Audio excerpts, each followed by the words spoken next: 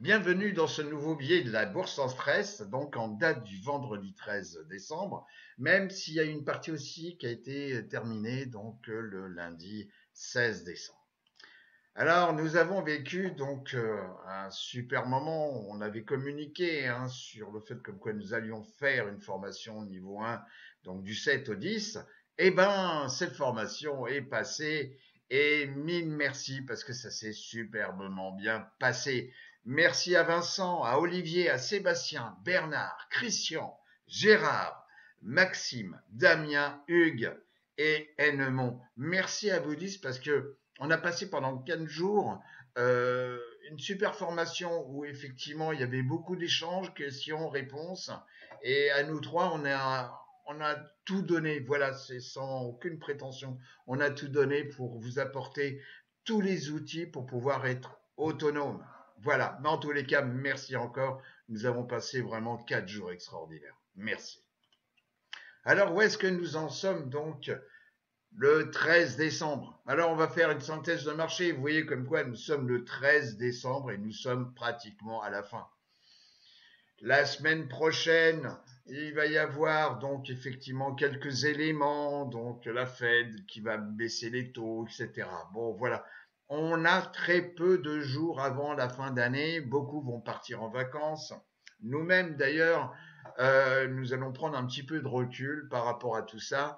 Alors, on va suivre également une position que nous avions prise, une des positions que nous avons prises pendant la formation, c'était le lundi 9, voilà, sur une société, la capitalisation, je crois que c'est 50 milliards, sur VST, voilà. Et donc, on avait fait un coverall call dont l'échéance du coverall call était le vendredi 13, on va voir, voilà.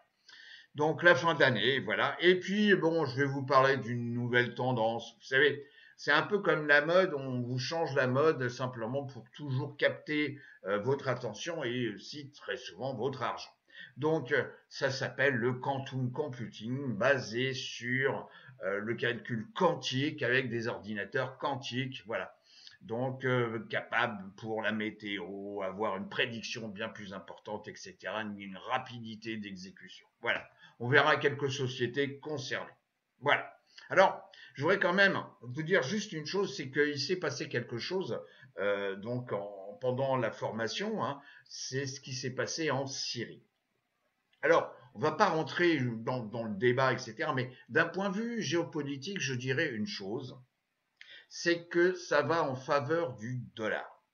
C'est-à-dire que grosso modo, euh, Poutine, qui avait garanti la sécurité du président syrien, bah effectivement, voilà, on va pas faire de la géopolitique, mais en tous les cas, voilà. Donc ça veut dire que les États-Unis restent quand même le partenaire de prix d'élection et ça va dans le bon sens au niveau du dollar. Donc le dollar donc est vraiment une monnaie de réserve. J'ai peut-être tort, mais en tous les cas, les éléments sont quand même bien là pour confirmer que le dollar, c'est pas tout de suite qui va disparaître. Voilà. C'était juste un petit message comme ça.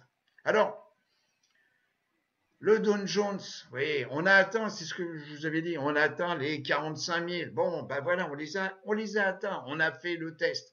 Donc, on a clôturé donc le 13, vous voyez, à 43 828. Donc, on retrace légèrement. Le Nasdaq 100, eh ben, le Nasdaq, il s'est réveillé, bli bli, hop, plus haut historique. Voilà. Le SP 500, on a testé les 6000. J'en avais parlé il y a 15 jours. Eh ben, voilà, on les a testés. On a clôturé à 6051 points. Alors maintenant, dire comme quoi ça va monter, monter, monter. Bon, comment on dit, les arbres ne montent jamais au ciel. Oui, voilà. Bah, parfois si un petit peu quand même, surtout pour la fin d'année. Alors, le Russell 2000, donc, voilà, on a testé, je vous avais dit, on a testé des 2440, je vous ai dit, on risquait. On l'a fait, voilà, on l'a testé. Bon, terminé. Et le VIX, le VIX, donc, on est toujours à des niveaux très bas. À vous dire comme quoi personne n'a peur, tout va bien, etc. Et on est sous la SMA 50. Voilà, 50D. Alors, On en a parlé pendant la formation, donc pour l'instant, on risque quand même de baisser encore au niveau du VIX. Il y a des zones, on va dire 12 dollars pour le VIX, on risque peut-être de les tester. Voilà. Et ce sera peut-être une opportunité pour faire des choses, on en a parlé pour la formation. Voilà, donc voilà. Parce que pour l'instant, on ne peut pas dire que le VIX soit l'ami du vendeur de primes. Voilà, ça c'est vente de put avec des primes aussi basses, c'est même pas la peine. Le risque est important et ça on en a parlé. En tous les cas, vous avez pris conscience du risque, quel que soit le niveau de votre portefeuille.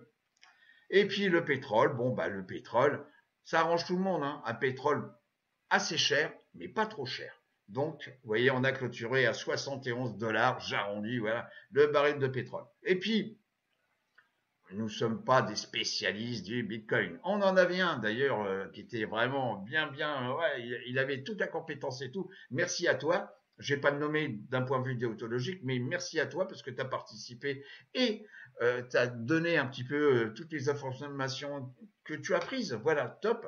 Et puis, bah, en tous les cas, vous voyez, est-ce qu'on est en route? On a dépassé les 100 000, on est à 103 000. Voilà, bon, ça bouge toutes les secondes, donc on ne peut pas avoir un chiffre précis. Je rigole. Et alors, en route pour les XXX, eh ben, c'est l'avenir qui nous le dira. Voilà. Alors, pendant la formation, on l'a vu, je vais vous montrer juste le graphique qui correspond donc à cette roue sectorielle. Cette roue sectorielle donc est un indicateur avancé. Bon, on va pas rentrer dans le détail parce que c'est étudié à fond pendant la formation, mais c'est un indicateur avancé entre ce qui se passe sur les marchés et la phase d'économie. Et généralement, vous avez un décalage, allez, on va dire, allez, aux alentours des 9 mois entre le cycle des bourses et le cycle économique. Donc ici, c'est pour ça que vous avez expansion, compression, et ça correspond à des positions spécifiques des secteurs. Des secteurs qu'on peut retrouver à travers des ETF. Là, vous en avez 10 qui correspondent donc à des ETF sectoriels. Vous avez les biens et les services cycliques, les matériaux de base, etc., etc. Et la roue tourne toujours donc dans le même sens. Alors bien entendu, on a des cycles dans les cycles, c'est-à-dire c'est comme votre montre. Ok, du moment où vous avez des montres une montre avec des aiguilles. Vous avez l'aiguille des secondes qui tourne beaucoup plus vite que l'aiguille des minutes et l'aiguille des heures. Mais dans tous les cas, ça tourne toujours de gauche à droite. Voilà. Alors, la roue sectorielle sur 6 mois. Vous voyez, nous sommes sur 6 mois. Donc, le premier secteur sur 6 mois, c'est télécom, donc, qui est le premier secteur sur 6 mois. Le deuxième secteur, c'est XLY, les discrétionnaires, les biens et les services cycliques. Et le troisième secteur, c'est les financials. Donc, si vous revenez sur la roue sectorielle, donc je vous rappelle, on tourne dans le sens horaire. Donc, pour l'instant, nous sommes là sur les télécoms. Télécoms, dont vous avez ici, hein, donc c'est IYZ. Donc, ce petit tableau qui nous donne depuis le début d'année l'évolution soit des secteurs, soit de certaines sociétés qui sont à l'intérieur d'un secteur, eh ben, vous voyez comme quoi vous avez des sociétés qui ont énormément progressé. Vous avez ici dans la rubrique semi-conducteurs NVDA qui sur un an, c'est-à-dire non pas sur un an, depuis le 1er janvier, enfin le 2 janvier 2024, nous avons une progression de 171%, j'arrondis. Alors, est-ce que ça va continuer toujours monter? On a 50% pour Amazon, Tesla 75%, ici Google 35,89%, Meta 75%. Tout ça pour dire une chose, les marchés, on les a boostés. On les a forcés à monter pour différents intérêts, simplement parce que la Fed risquait de baisser les taux. Elle n'a pas baissé autant les taux qu'elle avait dit ou on avait expecté, donc au début d'année 2024. Donc tout ça fait comme quoi il y a aussi la réalité de l'économie américaine. Alors, nous sommes en période donc d'élections, elles sont faites. Trump va prendre donc la présidence le 20 janvier. Bon, donc pour l'instant, et puis en plus, bon, Trump, par rapport à sa politique, on risque de déclencher de l'inflation. L'inflation étant quand même l'ennemi de ceux qui sont présents sur les bourses, parce que vous avez obligé d'augmenter les taux d'intérêt. Donc, vous allez emprunter plus cher pour les mettre sur les marchés. Voilà. Alors, le VIX, le CAM, le plat. Oui, alors là, on est revenu, on est, oui, à des valeurs à 14, 13. On est en dessous de moi, mon canal horizontal situé, vous voyez, donc en 17. Et ici, donc normalement, c'est 18. Donc je vais prendre, voilà, on va le mettre, c'est aux alentours des 18. Voilà. Allez, 18, 17, 19. Donc, on est à l'extérieur de ce canal. On a des valeurs, vous voyez, point haut, donc aux alentours, donc ici, qu'on a testé plusieurs fois. Vous voyez, là, même si on s'en approche. Donc, on a rarement dépassé depuis septembre le niveau de 23. Et là, je vous rappelle, ce sont des moments propices. On étudie ça pendant les formations. Donc, c'est un moment propice donc pour les options. Et il faut savoir trader donc aussi bien avec le VIX ou sur les sous-jacents, etc., etc. Donc là, le calme plat. Et je pense que ça va durer peut-être, hein, je m'appelle pas Irma, bien sûr, mais jusqu'à la fin d'année. Alors, les 4 indices, ici nous sommes sur 6 mois, donc à travers les ETF, donc SPY, ici DIA, ici QQQ, et ici donc IWM, d'abord, les 3 indices sur 6 mois sont positifs. Il y en a un qui avait bien monté et qui superformait les 3 autres, c'était le IWM, le Russell 2000. Bon, là, on a un petit peu de retracement. Vous voyez, on avait dépassé les 20%. Et là, donc sur 6 mois, je vous le rappelle, et là, on est passé sous les 16%. Mais il reste toujours le premier. Ici, donc en bleu, vous avez donc le DIA. Et ici, le SP500 qui est un peu flat depuis quelques jours. Et puis le QQ qui se réveille, qui nous a fait des plus hauts d'un an, ok, mais qui se réveille, mais qui néanmoins sur 6 mois est le dernier. Alors, à suivre. Alors, également à suivre comme tendance, c'est les FANG. Donc, hein, on a suivi toutes les grosses sociétés qui faisaient partie des FANG. Tout le monde en parlait. Donc là, c'est un indice NY FANG et bougie hebdomadaire. Alors, en se mettant pour une question de visibilité, vous voyez, donc nous sommes en bougie hebdomadaire et nous sommes au-dessus de c'est mon fil conducteur, hein, vous commencez à me connaître. Donc là, 10 semaines. Donc là, on monte comme une fusée. Hein. On va peut-être finir en beauté cette fin d'année. Alors également, il y a aussi, alors ça par contre, il est traitable. Donc aussi bien en ETF pour ceux qui peuvent acheter des ETF américains ou à travers donc des options, c'est donc le Magnificent Seven, donc MAGS, qui est adossé sur les Seven, donc les 7 sociétés les plus performantes en tous les cas, tout le monde a d'œil là-dessus, etc. Donc bon.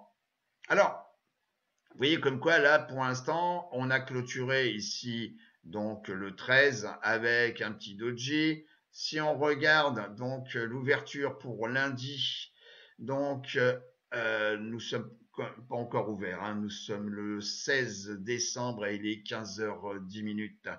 Donc on risque de faire une préouverture à 57,10. Voilà, bon. Alors pour l'instant, zone de congestion, on n'est pas encore revenu tester ici. Je suis en daily il y a 10 jours. On est un petit peu écarté, franchement écarté de la 50. Mais si vous voulez, dans les moments euphoriques, là on a eu des moments euphoriques. Bon, les marchés font ce qu'ils veulent et puis moi je ne suis que là pour regarder les cours et bien entendu je ne peux pas les modifier ou les corriger. Voilà, ils font ce qu'ils veulent et moi je m'adapte. Une chose importante aussi, c'est la distribution. Donc ici, nous sommes depuis le début d'année. Donc c'est une ventilation par rapport à la capitalisation. Alors à un moment donné, ça avait un petit peu bougé. Vous voyez, comme quoi tout bouge, tout change. Et là, on revient donc depuis début d'année, toujours la même chose, où ce sont les sociétés de plus de 200 milliards de capitalisation qui tirent les marchés. Ensuite, vous avez les larges.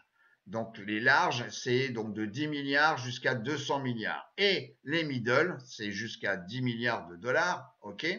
Et puis bah, les nanos, c'est donc jusqu'à 50 millions de dollars de capitalisation. Bon, bah celle pour l'instant, alors c'est les petites sociétés, etc. Soit, mais parfois en rapport direct avec réellement l'économie sur le terrain, quoi. Voilà. Donc pour l'instant, vous voyez, sur un an, depuis le 1er janvier, on a sous-performé ici, on est à moins 12%.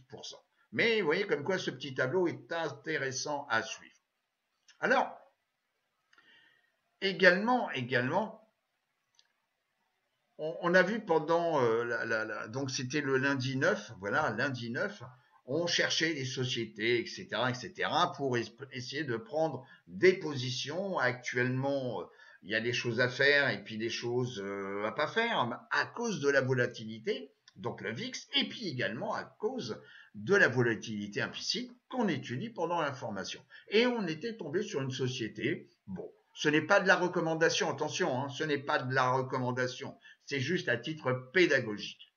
Et donc nous avions trouvé la société VST, Vistra Energy Corp, ok, et donc qui est dans le secteur des utilities, puisqu'on avait vu que les utilities sur 3 mois bah, étaient quand même effectivement un secteur dynamique. Et VST est également un intervenant important sur tout ce qui est production d'énergie indépendante. Bon, et l'énergie en fin d'année, généralement, c'est quelque chose qui marche parce que bah, les gens vont se déplacer, ils vont chauffer un petit peu plus. Aux États-Unis, c'est un peu le début de l'hiver quand même. Hein. Ok, donc l'énergie, c'est pas un secteur pourri, c'est un secteur dynamique. Donc société VST. Alors, bon, qui a une capitalisation, hein, c'est ce que je vous ai dit tout à l'heure, 50 milliards. Bon, c'est pas la petite, c'est pas la plus grosse, mais c'est pas une petite. Alors, au niveau du cours, alors, on voyait que effectivement la société, elle avait ici, donc on est en bougie, hein, Delhi. Elle avait retracé la 50D, elle sert bien. Ici, la 10D aussi. Bon, et j'avais, vous voyez, en date donc le 5, 9, voilà, le 9, et on a une belle bougie. Une belle bougie bien baissière. Ah, alors ça implique, on voit ce que ça implique. Il y a de la volatilité qui intervient, donc ça augmente parfois les primes, etc. Et donc, pour l'instant, c'était une vision très court-termiste, c'est-à-dire que stratégie pour finir l'année et ne pas s'emballer sur l'année prochaine. Donc, le but était de faire un cover call, donc avec un achat de stock, donc certains l'ont acheté aux alentours des 148 $, et de vendre un call, donc un call non à nu, puisqu'il est adossé sur le stock que vous possédez, donc vendre un cover call 150 $, 150 $ qui est juste là. Alors, l'échéance était le 13 décembre. Bon, alors vous voyez comme quoi ici, on va agrandir. Le 13, bah, on prenait la direction des 150. Bon, et donc si on arrivait à 150, on se faisait donc assigner et on revendait moyennant la prime, puisqu'on avait vendu un call, donc on avait encaissé quand même, hein, le call valait 735 pour un contrat, 735 $. Donc on encaissait 700 $, j'arrondis 700 $, ok, pour vendre à 150 ce qu'on avait acheté à 148. Donc en plus on touchait le différentiel. Bon, et ben vendredi, il ne s'est pas passé, ben si, on s'est approché des 150, mais on n'a pas clôturé. Mais une chose est sûre, c'est que le contrat call est devenu obsolète. Il ne vaut plus rien. Les gens n'ont pas été assignés. Et ben, qu'est-ce qu'on fait à partir de ce moment-là? Eh ben, on replace une nouvelle position pour l'échéance prochaine. Donc, par exemple, donc pour vendredi, donc le 20, qui sera donc une échéance mensuelle. Voilà. Et là, ben, effectivement, on peut revendre donc des calls. Vous voyez, des calls échéance, par exemple 150, voilà, on peut revendre du 150 ou même au prix d'achat, ok, et là vous avez les primes, donc on peut toucher, pof, deuxième ligne, donc à middle point ici, 315 $ si on vend au prix d'achat pour ceux qui ont acheté à 148. Sinon, on peut passer sur l'échéance 150 Et puis, il suffira de voir aussi, maintenant vous connaissez, hein, donc la peine, on va appeler la peine, et donc pour l'échéance de vendredi 20 décembre. Donc là, on peut, sur le midpoint, donc encaisser encore de 20 $. Donc, ce qu'on appelle rouler vos positions. Et vous auriez dû le faire vendredi. Voilà. Mais on apprend tous les jours. Donc, je reviens sur VST. Alors, maintenant, avant de finir, nous allons regarder un petit peu un nouveau thème. Alors maintenant, vous savez, hein, c'est une nouvelle mode, etc. Alors on parle du quantum computing. Alors là-dessus, vous avez des sociétés, bah tiens, c'est amusant, on retrouve toujours les mêmes. Vous avez NVDA, vous avez ici Alphabet, bon, bah voilà. Vous avez IBM, Microsoft, qu'on voit partout. Bon, et puis Honeywell, bon, qui est une société peut-être moins connue, mais quand même qui est une société connue sur le marché américain. Et puis vous avez donc des nouvelles sociétés, comme ici, donc Quantum Computing, ici. Donc je vais vous donner, oui, je suis en train de prendre ma feuille, vous voyez, parce que j'ai tout noté, mes petits pense-bêtes. Vous avez ici la société Quantum Computing, donc c'est le sticker, c'est QUBT, ok. Vous avez ici, donc là c'est le sticker, c'est IONQ. Vous avez Rigetti Computing, ça c'est RGTI. Je crois que j'avais déjà mis il y a quelques années une position sur le Discord sur RGTI, il me semble. Donc que je connais et tout en restant modeste, hein, c'est pas parce que je la connais que je m'appelle Dieu. Mais et puis vous avez ici donc QBTS, donc D-Wave System. Alors bien entendu, on va pas voir les autres puisqu'on les connaît, il suffit de regarder NVDA, Honeywell, Alphabet et tout. Donc moi je vous propose c'est de regarder QUBT parce que parfois il faut observer, préparer son plan de trading et voilà ce que alors QUBT, voilà. Donc d'abord, on va regarder une tendance de fond. Si vous voulez, on va regarder en bougie mensuelle. Alors bien entendu, là, on vient ici, voilà. Alors vous allez me dire, oh c'est le truc qui pue.